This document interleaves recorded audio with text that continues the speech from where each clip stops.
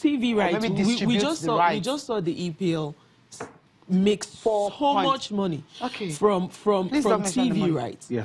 This right now, TV showing the MPFL is more like a favor because they ask you what am I getting? Exactly. But it's a lot of business. We can put it together. Yes. Do you think the football house have a right to go after a lot of people that are benefiting from Nigerians when it comes to football, not necessarily domestically, but benefiting from Nigeria and probably not giving anything back? Nigerians love football. Nigerians are ready to pay money. There's a lot of betting companies in Nigeria. A lot of corporate organizations make money off. And do you agree with those who say you're doing this in Nigeria? At least something should come back. Definitely, it's always good to give back. But then, if I cannot see value for my money, then why should I, get into the business? So for me, I think transparency, which for me is still going to be a tall order because it's still under government. Now, if it's a private-run company, before I can invest my money, I can demand for a whole lot of documentation and all that. But when is the if that is done, then you can actually go after a lot of people who make money and say... you can say, this is my plan. The problem I feel with most of, not just football now, most of our sports federation is, they go to companies to demand for funds to go for a specific competition. They're not saying, we have a 5-year plan. We want to go for this. This is how we intend to do this. So that if I'm investing my money, I know that it's a 5-year run, not just for you to go to. And also telling them that, look, it's not going to change whether if I'm there or not. Yes. Whoever is there, follow. So if you can bring something like that a company can take back, so that whoever is there will still run the situation. I think we can only develop from there, but alternatively, it's going to be difficult. All right. Okay, I think to close this conversation, we'll take a tweet coming from Akilo Ekende. He says, I think invasion by the Europeans is a good thing. Why? Because first, we'll wake up and upgrade our league, and 2, it may probably financially improve our league, and also, if they take some, we'll have to replace them because we have talent in Nigeria. I think I like that. But then when you see most of our players, they need to go out and get into the senior national some European teams. They're not moving to some European teams because of the football. When you're going to Finland, you're going to Malta. Come on, it's not for the football. It's for the money. Exactly. So if a player can earn good money to sustain, of course we know they have a certain level of lifestyle and the family. Why would they want to move to obscure countries where they live and then nobody hears anything about them anymore? Most important thing is they're making money. Well, okay. It's not the best, though. Yeah. Before we talk about the Champions League, right? Ezewa, is one of. I mean, we know he's got a ticket to Russia already. So, except something drastic really happened. I think so. I think he does. He does.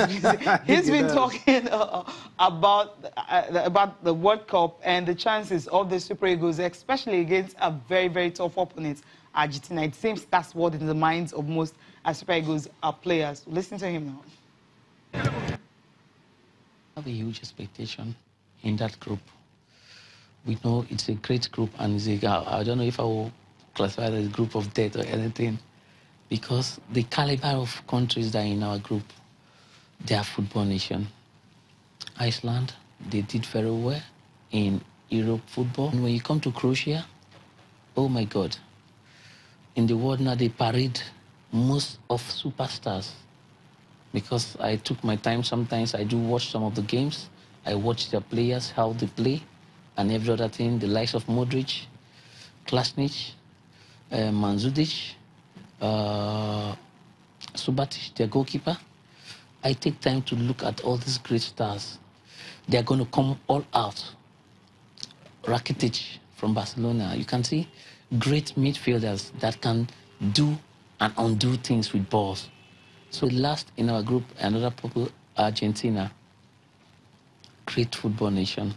Even though we played them in Krasnodar in a friendly game, of coming from behind 2-0 to beat them 4-2, it's a friendly game. And now because we've hit them, they have to go and ask themselves question, what made them to lose against Nigeria 4-2?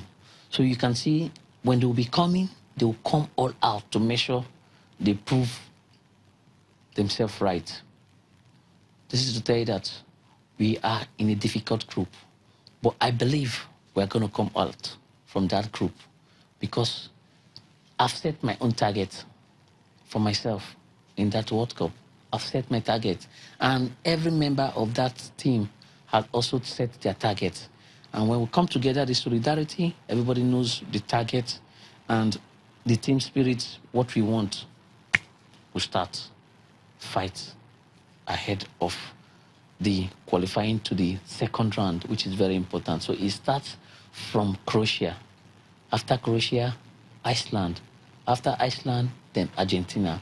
But with belief and confidence I have in the Super Eagles team, I think our first 2 games will qualify. We will qualify. You know, I love his confidence. Anytime he speaks, I just want to listen. I think yeah, I know what you want to say, but let me just, because a lot of people are listening to you.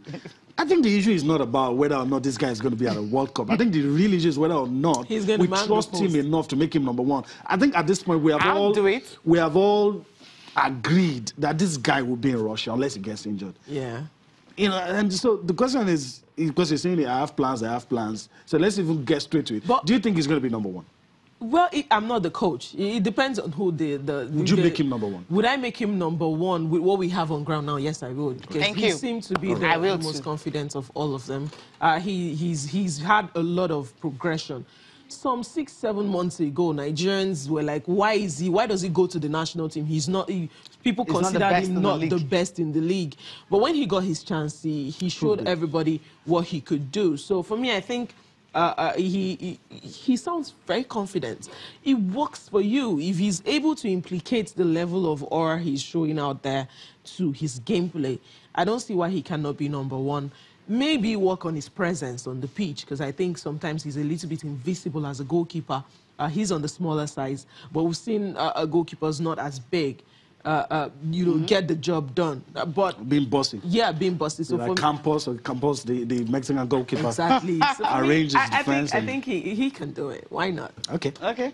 All right, we'll go for a break now. We'll come back. We'll be talking the UEFA Champions League.